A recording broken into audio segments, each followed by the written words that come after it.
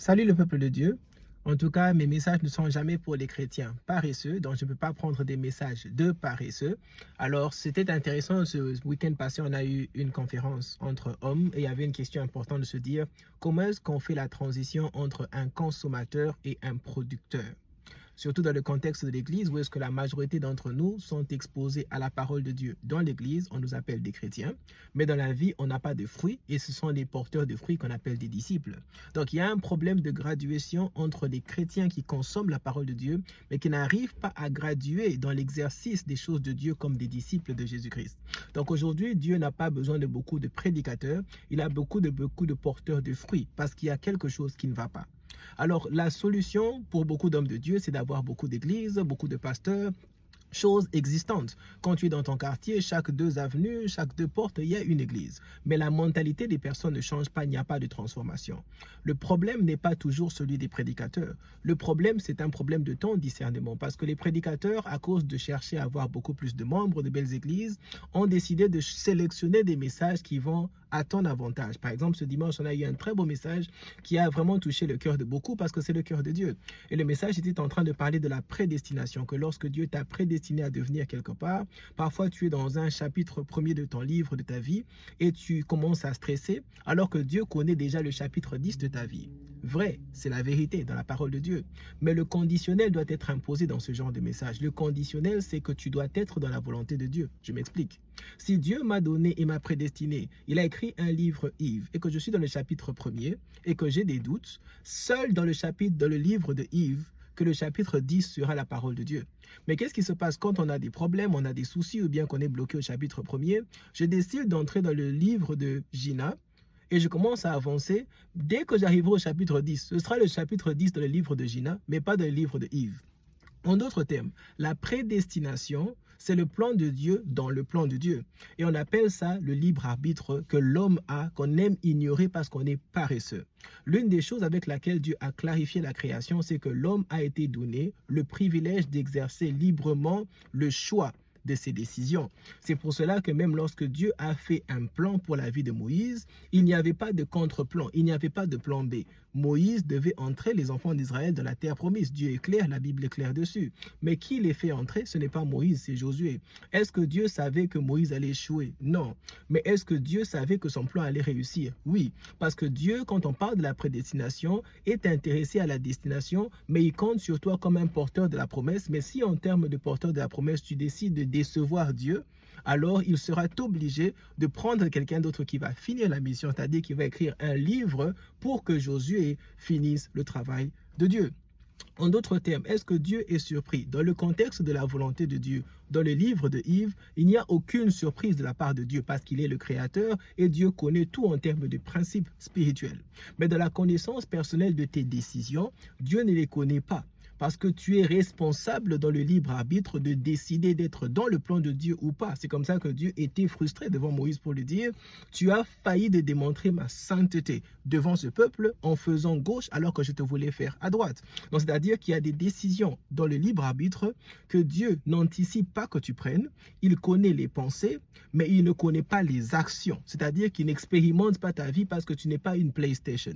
Si tu commences à penser que ta vie c'est comme celle d'une PlayStation où est-ce que Dieu est assis en train de jouer avec toi, alors l'église ne sert à rien, le ministère ne sert à rien, accepter Jésus ne sert à rien, parce que même si tu es prostitué, Dieu va savoir s'arranger pour te récupérer. Donc tout ce struggle qu'on a, tous ces soucis qu'on a même d'aller à l'église et de prier, deviennent inutiles. La raison même pour laquelle quand tu es à l'église, on te demande de donner ta vie à Jésus, on est en train de te dire qu'il y a un libre arbitre que tu as. Que lorsque tu veux entrer ou rentrer dans le plan de Dieu, tu es capable de prendre des décisions. Et je pense qu'aujourd'hui, les hommes de Dieu et les enfants de Dieu doivent accepter de ownership, de prendre la décision et la responsabilité de leur vie et de la destinée que Dieu a pour eux. Parce que Dieu est capable, sans toi, de délivrer son plan. Sans ta présence, de délivrer son plan. Mais il compte sur toi comme étant un vecteur de bonnes décisions afin d'établir son plan. Mais le souci, c'est quoi? Est-ce que si je suis sorti de la volonté de Dieu, je peux retourner? Très probablement, c'est le travail de la croix. C'est ça le travail même de la rédemption. Parce que la croix, c'est comme un pont. Lorsque tu as détruit un livre, tu as quitté le livre d'Yves, tu es entré dans le livre de Gina, Dieu crée toujours au devant de toi des ponts. Et ce sont les ponts de la repentance, ces ponts qui te permettent de transiter encore dans ton livre et de continuer l'histoire avec Dieu. Mais malheureusement, comme sur tous les échangeurs, sur les highways, il y a des moments où est-ce que tu as dépassé le dernier pont et la seule destination que tu vas prendre, c'est l'échec. Alors je prie pour toi encore aujourd'hui que Dieu vienne nous rappeler davantage que dans sa parole, il est clair, que ce ne sont pas des promesses, ce ne sont pas des mensonges qui délivrent, mais c'est la vérité qui délivre. C'est comme ça qu'un bon prédicateur de la parole de Dieu ne doit pas remplir les enfants de Dieu de beaucoup de joie ou de fausses promesses. Il doit être équilibré dans son message pour s'assurer que lorsqu'il est en train de parler à l'Assemblée de Dieu, que l'homme dans l'Église qui dit Amen, c'est pourquoi est-ce qu'il dit Amen, parce qu'il sait que je vis dans le plan de Dieu et je vis dans la volonté de Dieu, donc je suis confortable de dire Amen. Et celui qui ne sait qu'il est hors de la volonté de Dieu, hors du livre de Dieu, doit se retourner et discerner à la maison pour travailler sur la repentance. Donc, pour que les gens arrivent à transiter de la consommation à la production, le rôle du libre arbitre devient important. Parce qu'en anglais, on dit « You must surrender your life to Jesus Christ », c'est-à-dire que tu dois donner ta vie à Jésus-Christ. C'est-à-dire que tu perds ton libre arbitre pour la volonté de Dieu. Donc, la volonté de Dieu, c'est la création. Mais quand tu vis sur terre, tu as tes propres volontés. Et pour que tu restes dans le plan de Dieu, tu dois être capable que chaque fois qu'il y a conflit, de donner ta volonté et laisser la volonté de Dieu s'accomplir. C'est de cette façon seulement que tu seras le porteur de la promesse de la délivrance et aussi celui qui arrivera à la destination de la délivrance. Dieu n'a pas toujours besoin de toi pour le plan, tu dois le savoir. Au lieu de t'enorgueillir, parce que dans sa création, il te voulait, mais dans tes décisions, tu peux le perdre. Aujourd'hui, même l'histoire de Satan, c'est une histoire qui est très claire. Satan a été créé par Dieu, mais sa rébellion n'était pas anticipée. Donc, la connaissance, quand on dit que Dieu sait tout, il sait tout. De la façon de la création, c'est comme un docteur sait que lorsque je trouve une veine et que j'injecte l'antibiotique, ça va passer dans le corps et le patient sera réussi. Ça, c'est la connaissance de Dieu. Mais ce qui se passe, c'est que Dieu connaît ça, mais tu décides de couper les veines. Et que tu coupes tes veines, le médicament ne va pas progresser parce qu'il y a une cassure volontaire. Et tu es capable de faire cette cassure volontaire. Tu n'es pas l'élément d'une PlayStation, tu es un homme qui a le libre arbitre, alors exerce-le bien. Tu as un avantage sur les arbres. Les arbres ne se déplacent pas de soi. Lorsqu'un arbre est planté quelque part, il ne peut pas se réveiller le matin pour dire « j'ai envie de quitter Kinshasa pour être planté à Cape Town ». Mais toi, tu peux.